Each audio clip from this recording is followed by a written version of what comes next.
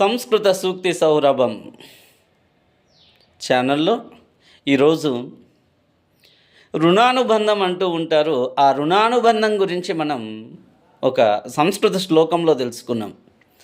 రుణానుబంధ రూపేణ పశుపత్ని సుతాలయ రుణక్షయే క్షయం యాంతి కా తత్ర పరివేదనా.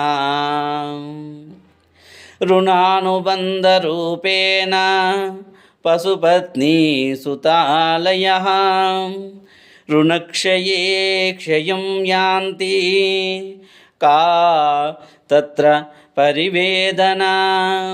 ఈ లోకంలో బంధువులు, బంధుత్వాలు, అనుబంధాలు ఏనాటిదో రుణం వల్ల కలిగినవే.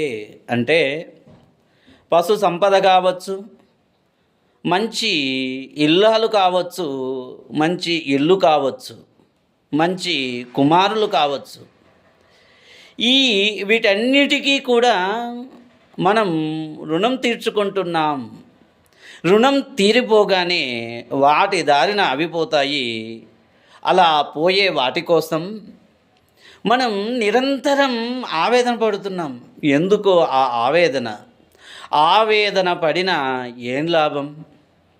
భార్య సొంతమా? మనకు జన్మించినటువంటి కుమారులు సొంతమా?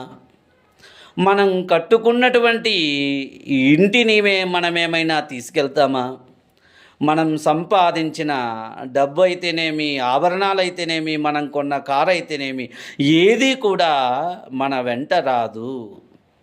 మనకు దానికి ఎంత రుణానుబంధమో అంతవరకే మన వెంట ఉంటాయి, కానీ ఏది శాశ్వతం కాదు సుమా.